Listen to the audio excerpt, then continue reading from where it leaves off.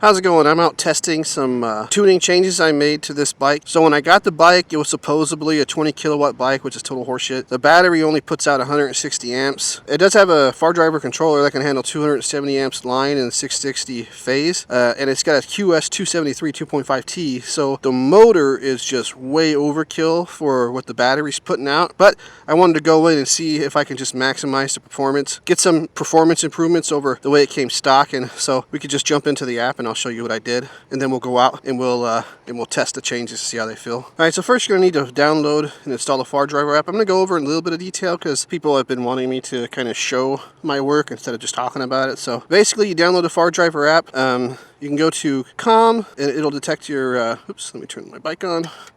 It should detect your controller. So normally you would click what controller you want to connect to. You hit connect. It's either going to want to send you a code via email or just let you connect. For me, I didn't require the email code, just let me connect, and it asks you to bound, and then you hit bound. But once you're connected, then it just automatically connects when you turn the bike, and you open this app. So for me, I want to go to params, right? Or go to PARAS, paras. I think it'd be parameters, but whatever it is, paras. You can go into Open Pro NBLE here, and this is where I have my parameters, right? So if you can see, when I got it, it was running 160 line amps, and then right here you can see 480 max phase current. It was 405, so I increased that to 480. They say you don't want to go over 3 times line amps when you're doing your phase amps. So 160 times 3 is 480, so I set it to 480. One of the other things I changed was this throttle response right here. You can see it has either Eco or Sport. I put it on Sport mode, it was on Eco. And then this throttle acceleration, I think is what it's called. 224 is max for me. I don't know what it is for everyone else, but I set it to 224 max, and that's just kind of like throttle response, right? So I set the throttle response to Sport, and then maxed it out. I increased the phase amps on it. And then the only other thing I did besides that is these ratios and speed. It just went down like a bunch immediately.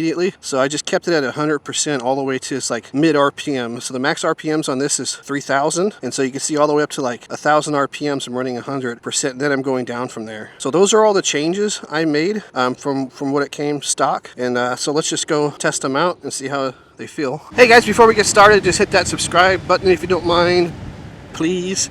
Trying to hit 10,000 subscribers. You can help me with that. I put a lot of time, money, and effort into my channel.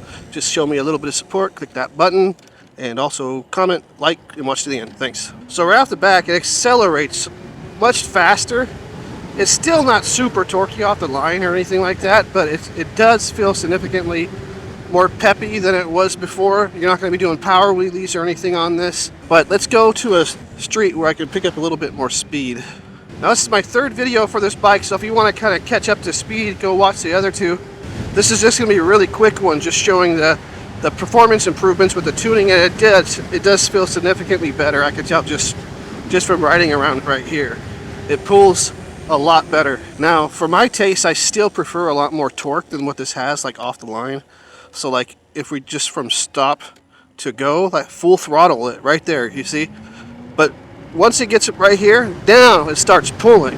Now I start feeling that power coming, right? But off the line, it's not very good. So seeing that I have a controller that can handle over 19 kilowatts and 660 phase amps, and I know the QS273 can handle a lot more than that, I have a couple of options, I think, to achieve that torque. One, I could get another battery, a 300 amp battery from like Powerful Lithium or something like that.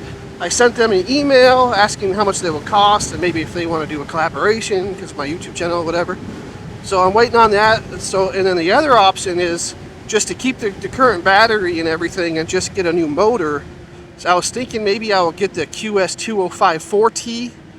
You know, people can get those up to, 55, 60 miles an hour or something like that, which is plenty fast for me because I don't really care about top speed. But going from a 2.5T to a 4T is going to be a significant increase in torque.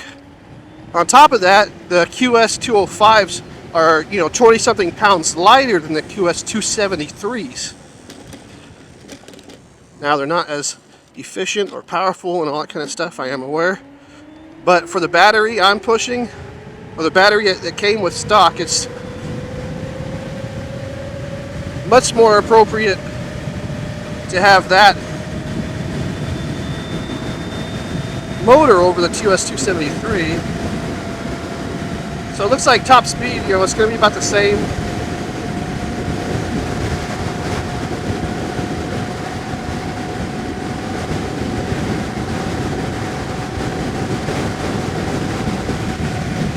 So I hit 70 miles an hour right there,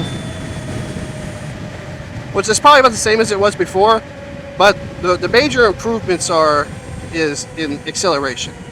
I mean, it felt like real dog shit before. Yeah, this bike's super fast in terms of top speed, so that 2.5T, the 273, it gets up and goes. Now, if I was running a full 270 amps and 660 phase amps through this, with a better battery, I think, man, it should feel a lot more torquey, I would think, off the line. And I'm not doing wheelies, I'm not like a stunter or anything like that, I just like the feeling of acceleration. So I think just running that controller at max should do the trick, I think, for as far as acceleration. And then I keep that top speed, maybe even gain a little bit of top speed or something like that.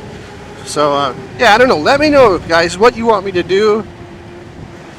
New battery and max out the controller, or go with the QS205 4T motor, and it's only 280 something bucks off of Alibaba. So the 205s are pretty inexpensive compared to the 273. So, well, that was it. I just kind of wanted to show what I had for tune. If you have any suggestions, just let me know.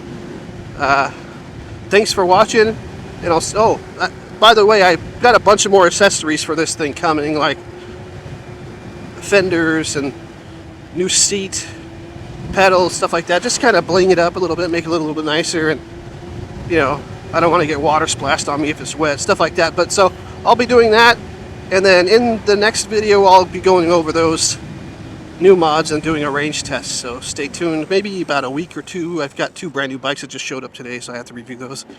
But yep, take it easy. Bye.